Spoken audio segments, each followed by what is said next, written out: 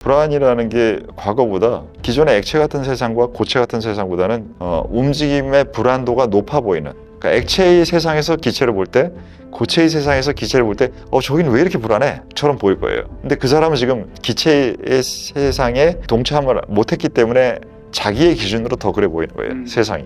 액체가 기체의 부분을 똑같이 살지 못해도 어느 정도 받아들여야 됩니다. 그렇기 때문에 그 불안이라는 개념은 기본적으로 이제 금융시장에 10년 전, 20년보다 기저적으로 항상 높아 있을 거예요. 그게 바로 오토가 얘기하는 세상이 옵션적 움직임을 나타낸다. 이렇게 움직이는 것보다 이렇게 움직이는 게 더 많아진다 라고 하는 부분에 기저에 깔린 부분이에요. 그래서 불안을 타고 올라가는 것처럼 보이는 많은 투자자들이 있겠지만 이건 그냥 구조가 바뀐 것이다. 이걸 이해할 수 있는 힘을 키워라.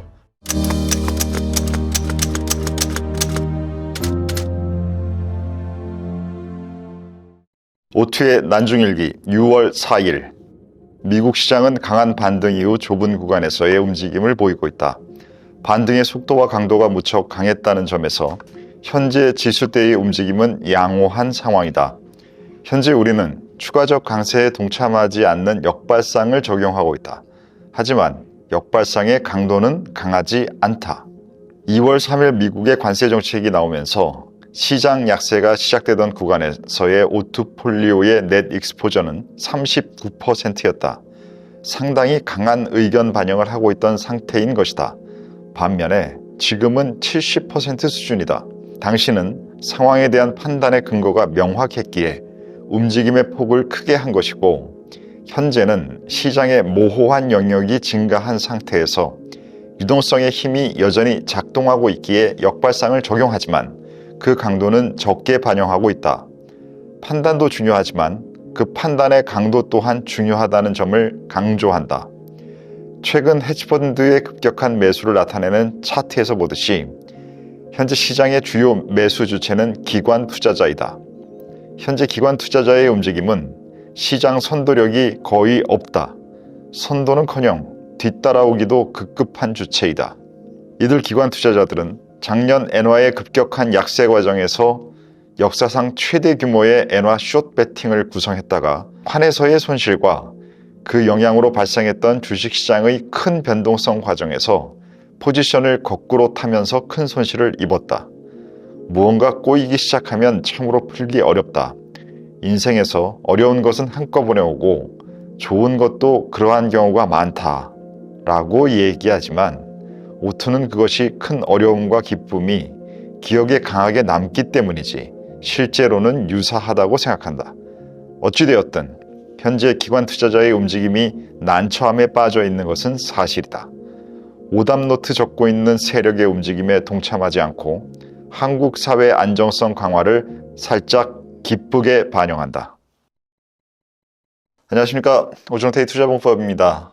최근 트럼프가 다시 관세에 대해서 알루미늄과 철강관세 50%의 실제 서명을 하고 그리고 여러 가지 뉴스들이 되게 많습니다. 또 국내 또 선거도 결과가 나왔고 많은 상황인데 뉴스의 방향성이 여러 가지로 헷갈릴 부분이 있는데 시장은 계속 강세를 보이고 있어요. 그래서 시장의 가격의 움직임과 뉴스에 나오는 내용이 서로 간에 이게 잘 어울리나? 라는 부분에 대한 헛갈림이 좀 있습니다. 여러 가지 뉴스들에 대한 내용을 정리해서 이야기 나눠보도록 하겠습니다. 태풍! 단결 사랑합니다! 사랑합니다. 첫 질문 바로 드리겠습니다. 네.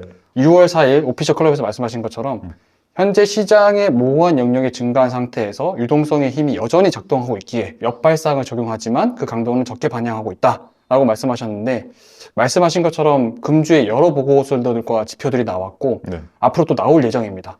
가장 조망되었던 보고서가 이제 구인 보고서였는데요. 졸츠. 네. 그 구인 보고서를 바탕으로 해서 여러 가지 지표들이 어떤 결과가 나왔고 네. 앞으로 향후 어떻게 일주일치를 보고 계신지 궁금합니다. 영어 발음이 좋으시네요. JOLTS, 졸츠 보고서가 나왔죠. 네. 그 고용 데이터가 아직 괜찮아요. 전반적으로 괜찮고 지금 이제 5일날 지금이 우리 4일이죠. 네. 내일도 이제 비농업 고용 데이터도 나오는데 예상치도 지난번에 24만이었다가 지금 23만 5천인가? 그래서 그렇게 나쁘지 않습니다. 전반적으로. 그래서 지금 고용에 대한 부분이 데이터가 안 좋게 나온다라고 하면 최근에 시장에서는 관세도 관세지만 소비에 대한 우려가 있어요. 그래서 소비에 대한 우려를 많이 자극하는 상황으로 안 좋은 이슈가 커질 텐데 지금 고용 시장에 나타나는 부분에 표면적인 데이터는 양호합니다. 말씀드린 대로. 그래서 이 부분을 아직 크게 느끼지 않지만 제가 하나 그 센티멘트 지표와 섞어서 생각을 해보면 향후에 6개월 정도의 자기가 잡을 문제없이 찾을 수 있다라고 하는 응답 비율이 떨어지고 있어요. 그러니까 지금 현재의 데이터는 괜찮은데 너 앞으로도 괜찮을 것 같니? 라고 하는 질문에 대한 답은 좀 안 좋아지고 있어요. 그래서 이 두 부분이 동시에 있기 때문에 이 둘 중에 뭐를 보느냐에 따라서 사람들은 판단이 바뀔 수 있는데 현재 주식시장이나 위험자산의 가격이 강하기 때문에 네. 사람들은 어떤 가격이 강할 때는 두 가지의 상반되는 데이터가 있으면 그 중엔 좋은 걸 보게 되죠. 네, 지금 현재는 그런 모습으로 보이고 또 하나 실제 여러 가지 그 기사들을 좀 상세하게 보면 의견이나 기사들을 고용의 질에 대한 얘기들이 전보다는 좀 증가하고 있어요. 왜 이거 고용이 한 사람이 고용된다 하더라도 이 고용이 굉장히 그 좋은 직업이냐? 우리도 지금 한국 사회도 마찬가지잖아요. 우리 비정규직이냐, 정규직이냐, 대기업에 가느냐, 중소기업에 가느냐 따라서 이게 같은 하나라고 보지 않잖아요. 네. 지금 미국에서도 고용의 질에 관련된 최근 이슈가 점점 커지고 있습니다. 왜 그러냐면 AI의 발전 속도에 따른 지금 엔지니어들에 대한 고용 시장이 안 좋아지는 부분들을 너무 빠르고 강하게 느끼고 있다 보니까 이 사람들은 고임금을 받고 있잖아요. 그래서 그 사람들이 안 좋아지는 것이 소비나 다른 전반적인 경제 환경에 끼칠 것에 대한 우려들은 보이는데 아직 그 부분들이 현재의 실업 데이터 이 부분까지는 오지는 않은 상태라서 말씀드린 대로 현재는 괜찮다. 하지만 암묵적인 부분에서의 이슈들은 있다라는 게 미국 고용시장 상황인 것 같습니다. 그렇다는 거는 이제 곧 AI가 더 직업이나 직장에 침투하기 시작하면 고용 데이터라든지 그런 구인 데이터들은 더 안 좋아질 수 있는 상황인 거네요. 지난 우리 발행 영상에서 PD님이 절반을 AI를 통해서 질문에 도움을 받았다고 하셨잖아요. 네. 그러면 그만큼 본인이 효율화를 AI를 통해서 쓰는 것이고 저도 대화를 지금 AI랑 했었고 네. 그걸 더 우리 제대로 고도화시켜서 할 생각이잖아요. 맞습니다. 그러면 그 부분만큼 할 수 있는 일의 종류가 커지든가 아니면 기존의 일을 대체되든가 두 가지 일이 동시에 발생할 텐데 제가 보기엔 그 둘 중에 뭐냐가 아니라 둘 다 동시에 발생하고 있는 것 같아요. 기존의 일들이 확장되는 부분도 있고 사람이 대체되는 부분도 있고 그런 것 같습니다. 저는 갑자기 걱정이 드는 게 그러면 AI가 발전하면 미국 경제는 망가지는 거 아닌가? 약간 이런 생각도 들거든요. 왜 그렇죠? 그런 데이터들이 안 좋게 나오니까 이제 뭐 일자리라든지 고용 데이터라든지 이런 것들이 안 좋아지면서 이제 취업률은 올라가고 취업률이 올라가요? 실업률이? 실업률이 올라가고 그렇게 오케이. 되면서 이제 전반적으로 지표가 안 좋게 되면 다 이제 영향을 끼치게 되잖아요. 그러면 미국 경제는 더 안 좋아지고 글로벌 경제도 안 좋아지는 거 아닌가요? 그렇다라고 그럴 수도 있는데 네. 왜냐하면 변화가 크니까 큰 변화에 잘 대응하기 어려운데 지금 미국 경제가 하고 싶은 부분은 뭐냐면 가장 우리가 구조를 볼 때 밑단에 있는 구조와 윗단에 있는 게 있으면 밑단 것이 더 중요하잖아요. 네. 지금 얘기하셨던 실업의 이슈라는 게 중요한 이슈죠. 네. 하지만 실업보다 더 중요한 이슈도 있고 덜 중요한 이슈도 있겠죠. 네. 그럼 지금 더 중요한 이슈 중에 하나는 뭐냐면 미국은 전체 경제 시스템을 소비에 치우친 부분을 생산을 늘리고자 하고 있어요. 그래서 소비와 생산의 밸런스를 자체 내에서 맞추려고 하고 있는데 네. 공급을 증가시키려고 하고 있죠. 네. 그 부분에 AI는 공급 증가에 도움이 됩니까? 안 됩니까? 됩니다. 되죠. 네. 그러면 공급의 증가를 더 많이 강화시키면서 수요와 밸런스가 맞게 되면 지금 수요를 많이 하기 때문에 미국은 소비를 다 돈 빌려서 쟤들 하고 있다라고 얘기하는 거죠. 네네. 그럼 그 부분의 부채를 늘려야 되는 필요성도 생산이 늘어나면 줄어들 수도 있겠죠. 밸런스가 맞아지면. 그래서 좋은 쪽으로 생각하면 이런 생각을 할 수 있는 거예요. 어려운 쪽으로 생각하면 그 과정에서 꼬이면 PD님이 그 우려한 같은 상황이 나타나는 거예요. 둘 다의 가능성은 항상 있는데 그 중에서 방향을 잘 잡아가느냐 아니냐라는 부분들을 계속 판단해야겠죠. 이해했습니다. 네. 말씀하신 내용 중에 현재 기관 투자자들의 움직임이 난처함에 빠져 있다는 것은 사실이다. 네. 라고 말씀하신 만큼 현재 지금 개인 투자자들로 인해 빅테크들이 이틀 연속 상승세를 이어가고 있습니다. 실적 발표도 차트도 기술적으로 많이 움직이고 있는 상황인데요. 이게 전반적으로 이제 월가나 다른 분석가들이 말하고 있는 바로는 시장이 이제 건강해지고 있고 많이 회복되고 있다라고 분석을 하고 있습니다.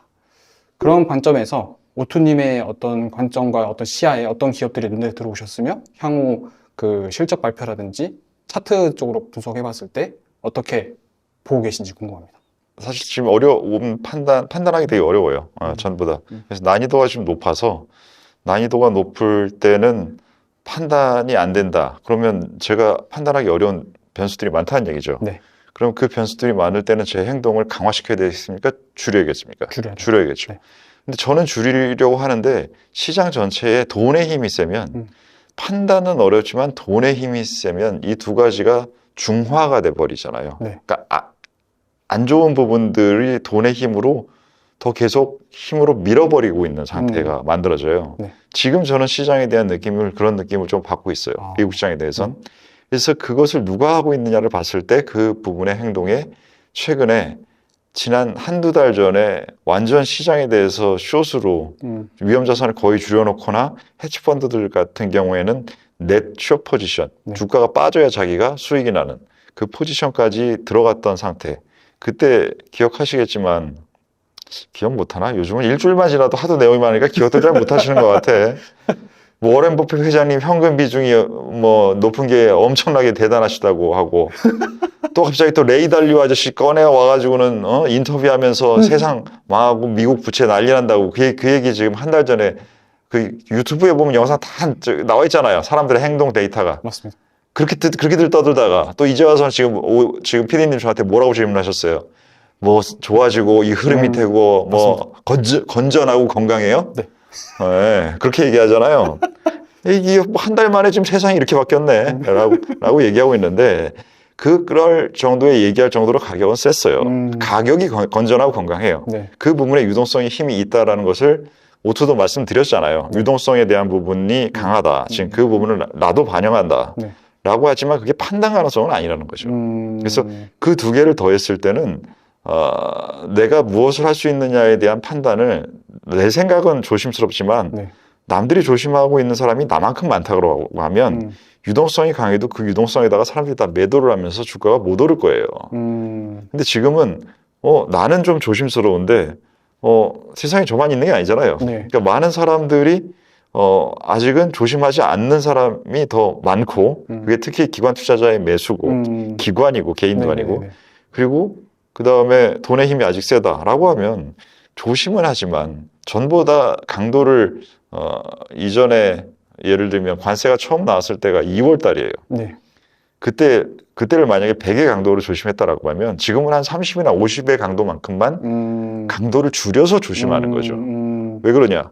나에 대한 판단도 넣지만 남의 판단도 넣고 네. 객관적인 유동성 데이터의 힘도 반영하고 하는 부분으로 놓고 있으면 이 부분의 변화가 정말로 생겨서 유동성의 힘이 약해진다거나 라고 하는 변화가 다시 생겼을 때 조심성에 대한 부분들을 인지하고 있던 사람은 오토가 늘 잔발 얘기하잖아요. 네. 그러니까 그쪽 방향으로 움직이고도 있었기 때문에 빨리 행동을 할 수가 있어요. 근데 무조건 좋을 거야 라고 하고 지금 뭐 날씨 좋으니까 어디 숲속에 가가지고는 누워가지고는 커피 마시고 있었던 사람이 있다고 치면 그 사람 갑자기 매도가 확 되겠어요?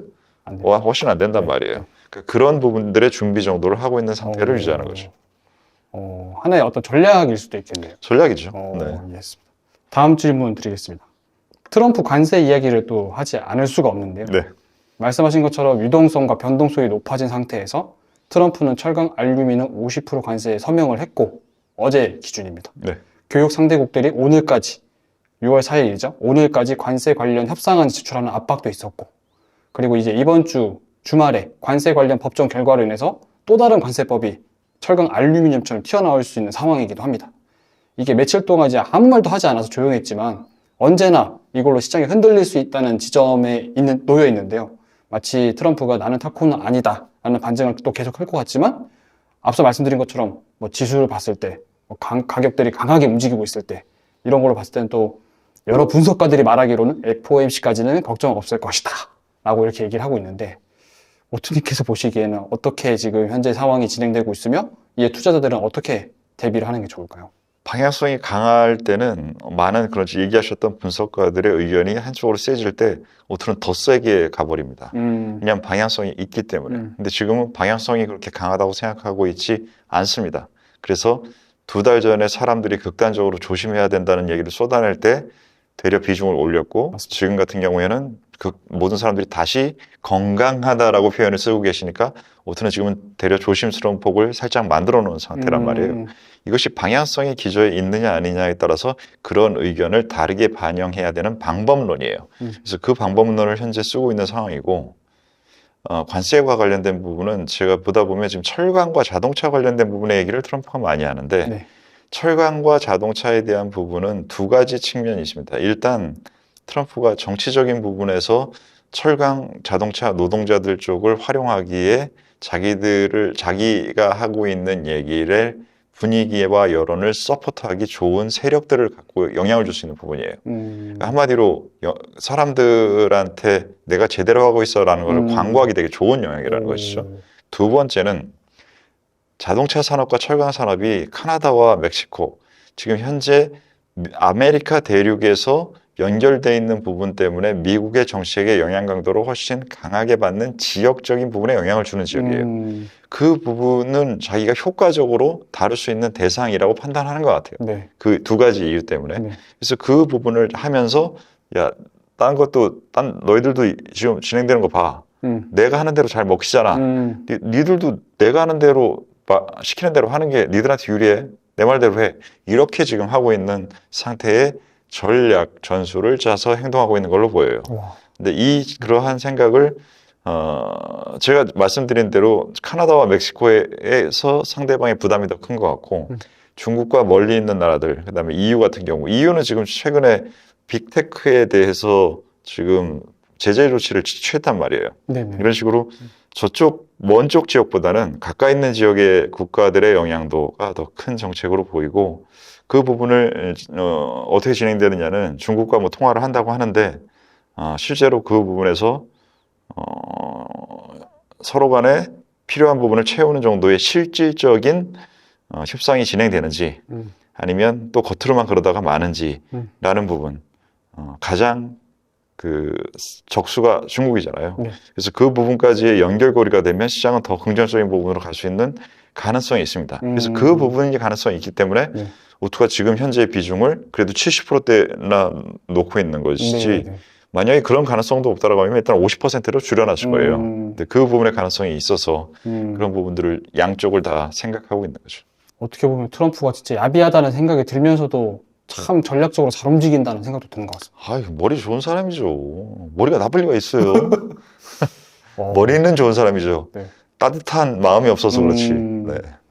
그런 것들을 좀 잘 이용해야 될 것 같은데, 네. 마냥 그냥 이렇게 앞에서 야비한 짓 하고 약간 자기 이익대로만 취하는 모습만 보이니까 네. 별로 좋지 않게 보이는 게 더 큰 것 같기도 하고, 그래서 그것들을 좀 저번에 말씀하신 것처럼 잘 쿠션화 시켜가지고 이용을 해야 되는데, 어떻게 하면 이런 것들을 좀 잘 이용할 수 있을지에 대한 고민도 들고 그런 것 같습니다. 상대보다 더 이해가 커지면 돼요. 네. 상대보다 더 강해지는 방법도 있지만, 네. 지금 한국에 살면서 한국에 태어나서 우리가 미국보다 강한 국가에 사는 시민이 되는 것은 우리 죽을 때까지 거의 확률이 0.1%도 안 될 거잖아요. 네네. 뭐 0.001%라고 해도 괜찮습니다. 뭐 그런 상황에서 우리가 할 수 있는 방법은 그들보다 강해지는 것의 확률이 적어지면 확률이 가능한 게임을 해야죠. 인생이라는 게임에서. 그러면 내가 쟤들보다 강하지 못해. 그럼 내가 쟤들보다 이해는 더 크게 할 수 있어. 이건 가능하단 말이에요. 왜냐하면 그들은 싸우느라고 정신이 없어서 네. 중국하고 지금 어떻게 싸워야 되는지 맨날 하루에 10시간씩 쟤네 생각하는데, 우린 저 판세는 어떻게 되고 쟤들의 강점은 뭐고 쟤들은 약점이 뭐구나, 쟤는 여기서 헛발질하고 쟤는 이건 진짜 잘하는구나 라는 부분을 가지고 이해를 키워서 그 게임을 훈수 두면서 즐기면 되는 거죠. 와, 이해를 키워서 네. 훈수를 두며 즐겨야 한다. 썸네일 나온 것 같습니다. 네. 이해했습니다. 어떻게 하면 그런 뭔가 지금 한국 정치도 그렇지만 여러 가지 정치, 경제 상황들을 보면서 어떻게 하면 좀 그런 이해의 그릇을 좀 키운다라고 할 수 있을까요? 특히 젊은 세대 같은 경우에는 말씀하신 것처럼 뭐 AI를 좀 효율적으로 활용을 해서 이제 어떤 생각이나 판단들을 다 AI한테 맡기고 있는 상황이기도 하고, 그러다 보니까 조금 더 이성적인 영역보다 감성적인 영역이 커져가지고 뭐 주식 투자를 할 때도 막 숏이나 단타를 더 많이 치려는 경향들이 많고, 또 짧은 기간 안에 또 돈을 벌려는 세력들도 많고, 그렇죠. 그런 부분에 있어서 어떻게 하면 지금 같은 시대의 이해를 이렇게 뭔가 키워가지고 뭔가 정치와 경제, 사회에 이렇게 돌아가는 것들을 전체 넓은 관점으로 보면서 말씀하신 것처럼 그런 정치 게임에 훈수를 두면서 즐길 수 있을지 궁금합니다. 갑자기. 네. 그게 이제 그 사람들은 지금 말씀하셨던 대로 아직도 속도에 많이 취해 있어요. 빠른 속도, 빠른 성장, 빠른 성장, 빨리 돈 벌기. 그것은 내가 지금 현재 여기에 있으면 이 앞을 보고 싶다라는 얘기예요. 근데 오토가 늘 얘기하잖아요. 지금 이제는 미래를 예측하는 것이 불가능한 시대이기 때문에 지금 현재를 기준으로 누군가 여기에 있고 나는 여기는 좋아지는 거고 여기 나빠지는 거야. 그래서 이 두 개 중에서 나는 맞추고 싶어 라고 하고 있을 때 오토는 이거의 확률은 몇 %고 이거의 확률은 몇 %고 되니까 아 이게 60이고 이게 40이면 이거의 60 되는 가능성에 대해서 뭔가를 반영하고 이거에 대한 60이 되는 거에 대해서 둘 다 반영해 놓는 방식으로 세상을 살아가야 된다라고 하는 게 복잡계의 방식이에요. 네. 하나를 맞추는 게 아니라 그러려면 이게 이렇게 될지 저렇게 될지에 대한 부분은 각도가 더 범위가 넓잖아요. 네. 그러면 이해를 더 넓게 해야 그 두 가지 상황이 다 영역에 들어오겠죠. 네. 그렇기 때문에 내 영역이 요만큼의 이해에서 이만큼으로 커질수록 더 유리한 것이고 두 번째는 구조를 계속 말씀드리는 이유는 네. 구조는 깊이예요, 뎁스. 그래서 이 밑에는 무엇이 있구나 라는 부분. 지금 AI 시대라고 얘기하셨지만 AI도 저도 이제 계속 쓰고 있는데 내가 질문을 어떻게 하느냐에 따라서 얘가 완전히 다른 존재예요. 맞습니다. 내가 질문을 제대로 할 수 있는 사람이 쓸 수 있는 활용도가 100이라고 하면 그냥 늘 하던 질문을 똑같이 쓰는 사람들의 활용도는 1에서 2 정도밖에 못 가요. 그래서 내가 이 생각을 하고 있고 지금 상황에 있으면 이 밑단의 구조는 뭐지? 또 그 밑단의 또 구조는 뭐지? 하는 부분들에 대한 계속 구조를 깊게 네. 이해하려는 노력을 하셔야 됩니다. 그게 젊은 세대들한테 오투가 드리고 싶은 얘기입니다. 구조라는 파악을 위해서는 넓이와 깊이라는 것이 두 가지가 필요한데 네. 넓이라는 개념은 좀 더 우리가 익숙한 속도에 대한 개념과 같고 네. 깊이에 대한 개념은 구조라는 개념은 깊이와 더 가깝기 때문에 깊이 있는 생각과 질문을 계속 키워야 된다. 스스로. 네. 알겠습니다. 그런 어떤 사회 형상들과 정치 형상들을 보면서 이제 스스로 계속 질문을 만들어야 되는 거네요. 그렇죠. 오늘도 제가 선거가 끝났는데 제가 20, 30대가 아니기 때문에 피디님한테 20, 30대의 현상을 어떻게 느끼는지 제가 물어봤잖아요. 네, 맞습니다. 왜냐하면 내가 못 느끼겠던 부분을 현재 그 세대들은 더 느끼시는 부분들을 참고하려고 묻는 거잖아요. 네, 맞습니다. 그래서 그 부분으로 내 구조를 보완하려고 하는 거죠. 그런 걸 계속 해야죠. 네, 그럼 다음 질문 드리겠습니다. 이제 글로벌 이슈 중에 하나였는데요. 최근에 이제 큰 이슈가 있었습니다. 머스크가 이제 드디어 도지를 떠나서 이제 경영 자리로 돌아가겠다라고 이제 선포를 했는데요. 네. 그 소식으로 인해 연일 테슬라가 급등을 하기도 했고, 전반적으로 이제 테슬라의 어떤 경영권 자리가 일론 머스크가 돌아온다는 지점에 있어서 많은 부분도 이제 긍정적으로 작용한다는 분석들이 또 있었습니다. 그래서 궁금한 것이 도지를 떠나는 머스크가 처음에 도지를 맡게 된 이유와 그리고 떠나게 되는 이유, 이 두 가지 상관관계를 봤을 때 어떻게 보고 계신지 궁금합니다.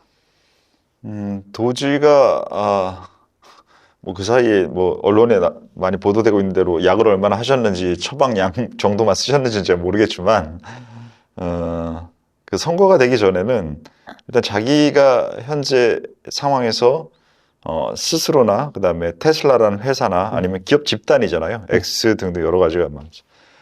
뭐 그 집단이 계속적으로 잘 되게 하는 데는 제도적인 브레이크스루가 있어야 된다라고 판단한 것 같아요. 그 부분을 자기가 계속적으로 혼자 노력을 해서 했지만 이게 민주당 정부랑 계속 트러블만 계속 나고 그 상태에서 자기랑 뭔가에 공유하고 있는 캐릭터가 있는 트럼프를 활용해서 그 부분을 뭔가 강하게 해결할 수 있는 뛰어넘을 수 있는 방식을 마련하려고 한 게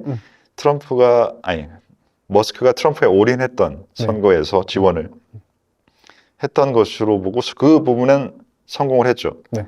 하지만 그러고 나서 된 상태에서 보니까 원래 화장실 들어갈 때 다르고 화장실 나올 때 다르잖아요. 맞습니다. 화장실을 들어가 보니까 이 주변의 여러 가지의 세력들과 그다음에 사회적인 많은 사람들이 선거에 대했던 태도와 그리고 글로벌 전체, 미국만이 아니라 미국은 미국의 정책이 전 세계 정책에 영향을 크게 주니까 네. 그 미국을 바라보는 다른 나라들의 반응과 이 모든 것이 그 전략을 쓰고 있던 선거에 올인하고 있을 때랑 상황이 너무 많이 바뀌었어요. 그래서 그 많이 바뀐 부분을 대응하려고 하는 뭐 트럼프만 머리 좋은 사람입니까? 머스크는 뭐 더 머리 좋다면 뭐 여러 분야에 따라 다르겠지만 그 뛰어난 머리로 그 생각을 계산을 안 할 리 없잖아요. 그래서 그 상황을 판단해 보니까 이건 아니다. 이러다 내가 죽겠다라고 하는 게임이 돼버렸다라고 판단을 하고 이제 점점 발을 빼다가 이제는 아예 발을 빼고 이제는 애매하게 원래 애매한 거 하는 캐릭터가 아니죠. 그렇기 때문에 선거에 지를 때도 100% 트럼프한테 질렀던 사람이잖아요. 네. 그러니까 약간 이제는 판단을 하거나 상황을 파악하다 상황이 끝나면 트럼프라는 캐릭터는 아니 머스크라는 캐릭터는 올인하는 캐릭터란 말이에요. 네. 그렇기 때문에 이제는 올인을 회사에 하는 거죠. 회사의 입장과 자기의 입장에 대해서 그 부분에 대한 행동들이 보이기 시작한 게 지금으로 보이고 근데 지금 보기에는 이제 여러 가지의 그러한 그 주가에 대한 부분은 머스크의 그런 행동이 회사에 플러스 요인을 줄 거라는 게 제 생각에는 많이 반영돼 있다라고 생각돼요. 그래서 실질적으로 이제 로보택시가 나오고 네. 휴머노이드 로봇이 나오고 이런 정상적인 비즈니스 모델에 해당되는 내용들, 그러한 내용들이 개선되고 강화되고 하는 부분들이 나타나야 추가적으로 더 테슬라의 주가가 좋아지지 않을까라는 생각을 갖고 있습니다. 네. 네, 그럼 다음 질문 드리겠습니다. 네. 최근에 이제 또 이제 일론 머스크 얘기인데 SNS를 통해서 이런 질문을 받았습니다. 휴머노이드 봇이 실질적인 GDP에 영향을 끼칠 때까지 얼마나 걸릴 것이냐 라는 질문에 네. 일론은 4, 5년 내라고 했는데요. 2029년에서 2030년 정도면 테슬라의 옵티머스가 미국의 가장 큰 문제인 부채의 GDP에 실질적인 영향을 끼친다라고 이제 말한 것으로 보입니다. 그런 분석이 저는 어렵지 않을까라는 생각이 드는데 혹시 가능한 이야기라고 생각하시는지 궁금하고 로봇과 노동력의 추가 투입으로 인해서 GDP가 올라간다는 가설이 사실이 될 수 있을지 궁금합니다. 예전에 그 테슬라가 처음에 전기차를 만들 때부터 생각을 해보면 네. 테슬라가 무언가를 머스크가 하겠다라고 했으면 그거보다 항상 얼만큼 뒤에 나와 라는 것들이 사람들한테 익숙한 타임 스케줄에 대한 예상치였어요. 왜냐면 너무 어렵고 불가능해 보이는 일을 하는 것만으로도 대단한데 그래도 그게 바로 원래 얘기했던 데까지는 못해. 그게 한 1년, 항상 얘기하면 1년 뒤에 나오더라, 2년 뒤에 나오더라. 그렇게 얘기를 했었어요. 네. 근데 그 부분이 점점 기술의 발전에 발전 곡선이 휘어지면서 더 빨라지면서 조금 단축되고 있다고 느끼고 있었어요. 최근에 1년 정도로 봤을 때는. 그래서 저는 그 말을 전보다는 신뢰성 있게 봅니다. 하지만 전보다 신뢰성 있게 보는 거지 그 타임 호라이즌을 조금 길게 봐야 한다라고 하는 그 개념 자체가 아예 없어졌다고 생각하진 않아요. 그것이 하나 생각하고 두 번째는 화성 간다고 하는 사람인데 인류에 화성 간다고 하는 사람인데 무슨 미국 부채 문제 정도면 얼마나 요만해 보이겠어요. 아니 이 얘기하는 사람이 뭐 요거 얘기한 거 가지고 이렇게 뭐 놀래? 놀래 게 뭐가 있어? 사실 이제 미국이 네. 또 경제가 너무 안 좋으니까 이제 뭐 안 좋아요? 안 좋은데 주가는 지금 다시 정고점을 회복합니까? 경제라는 단어는 뭘 나타내는 걸까요? 그 혼란스럽습니다. 네. 그 용어의 정의 자체들이 네. 이 용어의 정의 자체를 하나하나 매기기가 어려워요. 왜 그러냐면 예전과 똑같이 동일하게 쓰지 않아요. 그러니까 이거를 이제 정치적으로는 타일진실의 시대라고 하는데 네. 기존에 생각했던 동일한 것을 서로 간에 다르게 쓰거나 아니면 동일하게 쓰지만 동일하게 쓰는 사람의 숫자들이 되게 커졌다 줄어졌다를 막 마구마구 거려요. 때문에 이게 뭘 얘기하는지 정확하지가 않아요. 하나의 단어를 써서. 그래서 어떻게 항상 얘기할 때도 서로 간의 단어를 정확하게 익히는데도 3년이 걸린다라고 하는데 그것도 10년 전 얘기예요. 지금 3년 동안 맞춰놔도 이 단어의 개념이 우리 맞춰놓은 사람 이외의 사람들에 의해서 또 바뀔 수 있어요. 그런 부분들의 변동성이 많아진 상황, 개념적인 변동성, 상황적인 변동성, 사람들의 행동의 변동성이라는 것들이 예전보다는 훨씬 커져 있다라는 부분을 네. 고체가 잘 움직입니까? 고체가? 안 움직입니다. 액체는 그보다 훨씬 잘 움직이죠. 네. 기체는 마구 움직이죠. 네. 그래서 저는 사회가 고체 같은 사회에서 액체 같은 사회를 넘어서 지금은 기체 같은 사회가 되고 있다라고 생각해요. 그래서 이 기체 같은 상황에서 어떻게 살아가야 될까? 라는 부분을 생각을 해봐야 되는데 말씀하셨던 그 용어의 정의들이 이 기체 분자들이 마구 빠르게 움직이듯이 빠르게 움직인다라는 부분을 한번 생각해 보시기 바랍니다. 봉투로 이렇게 잡아가지고 이렇게. 뭐 그럴 수 있죠. 뭔가의 그런 틀이라는 걸로 잡는 게 됐고. 네. 그러니까 지금 얘기해서 뭐 30대 이제 얼마 안 남았지만 네. 20, 30대 남성들이 생각하고 있는 정의와 네. 20, 30대 여성들 그다음에 50대, 40대 남성들, 여성들이 생각하는 정의라는 단어가 네. 유사성이 몇 %나 될 것 같으세요? 거의 안 맞을 것 같아요. 거의 안 맞을 네, 것 같죠. 네. 이게 예전에 제가 20, 30대에는 그렇게 거의 안 맞다고 생각하지 않았어요. 근데 지금은 서로 간에 거의 안 맞다고 생각하잖아요. 네. 그럼 그러니까 대화가 예전보다 됩니까? 안 됩니까? 안 되고 있어요. 안 되잖아요. 네. 그러니까 어떠한 하나의 이슈에 대해서 생각이 훨씬 예전보다 확 벌어지잖아요. 이런 것들도 그런 현상들인 거죠. 그 테슬라에 반해서 네. 지금 어떻게 보면 이제 가장 어떤 미국의 오른팔이라고 할 수 있는 팔란티어. 네.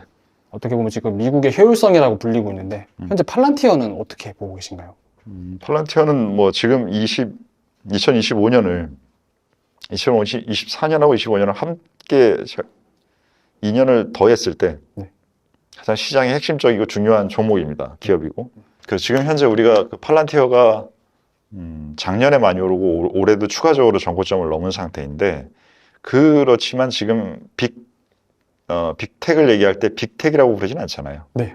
그래서 기존에 우리가 빅텍이라고 부르는 그 M7이라고 부르는 그 기업들보다 지금 현상은 훨씬 강합니다. 그렇기 때문에 나타나고 해석하고 해야 될 일들이 굉장히 많은 대상이에요. 근데 M7을 여러분들이 지금보다는 이번 코로나 사태가 끝나고 나서 AI가 성장하기 전에 네. 그때 많은 사람들은 M7을 가지고 뭐라고 사람들이 우려하거나 혹은 경외했냐면 쟤들 빅브라더라고 했어요. 모든 정치 경제를 전부 다 쟤들이 힘이 가장 센 주체들이다 라고 했던 것들이 SNS나 여러 군데에서 모든 정보를 확인하고 있고 갖고 있고 그 부분의 가치는 더 늘어날 것이고 한 부분 때문에 M7을 빅브라더라고 불렀어요. 브라더스겠죠. 네네. 지금 현재 제가 보기에는 2025년도에 빅브라더스라고 불리는 애들보다 팔란티어가 훨씬 더 빅브라더 같아요. 정부와 연계된 부분, 민간과의 영역을 확대하는 부분, 그러면서 가치를 제공하고 있기 때문에 효율성을 매우 놀려주고 있기 때문에 네. 비즈니스가 커지고 있고 그러면서 모든 데이터를 가장 근원적인 범위에서까지 가지고 있어야 하는 상태이기 때문에 네. 예전에 M7을 얘기할 때보다 훨씬 더 상대에 대한 파악을 강하게 할 수 있어요. 이건 뭐냐면 지금 중국 정부가 하고 있는 거예요. 그러니까 중국 정부와 비교할 때 중국 정부와 M7보다 네. 중국 정부와 팔런티어가 더 비슷해 보여요. 그 개념이 강하다는 것은 이번 장이 언제 어떻게 될지 모르겠지만 약해지기 전까지 팔런티어의 강세가 상당히 근거를 사람들한테 갖고 있고 많이 이런 느낌을 아직은 빅브라더 얘기를 많이 하는 사람은 없는 것 같은데 네. 못 본 것 같아요. 맞습니다. 그런 것들이 많이 모든 사람들이 다 시끄럽게 떠들 정도 이 정도까지 가는 상황을 겪지 않을까 경험하게 되지 않을까 싶습니다. 이런 분석이 있더라고요. 팔란티어가 미국의 불량한 재무 구조를 개선하는 데 있어서 엄청난 기여를 할 수도 있다.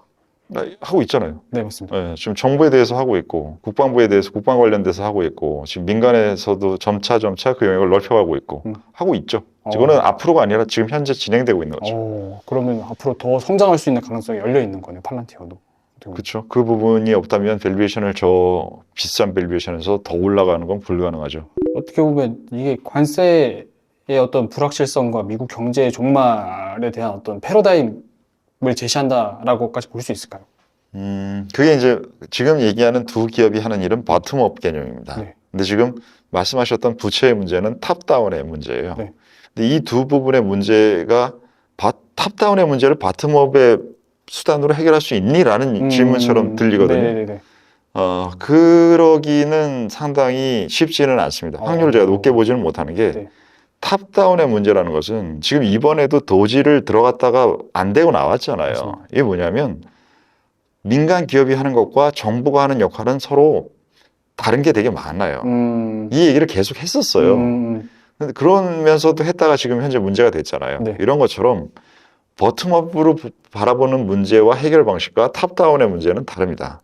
이게 마찬가지로 도지라는 조직을 들어갔던 거에 유사한 거예요. 네. 두 기업이 할 수 있는 해결과 성장은 버텀업 개념인 거고 탑다운으로 봤을 때는 이것은 외교, 뭐 환경 등등 여러 가지가 다 엮여 있을 부분인데 이 부분을 이 기업들이 다 해결해라고 하는 것은 탑다운 문제를 버텀업 문제로 다 해결할 수 있어요라고 하는 질문 개념이 만들어져야 되는데 그건 저는 거의 확률이 적다고 생각하죠. 아, 네, 알겠습니다. 네.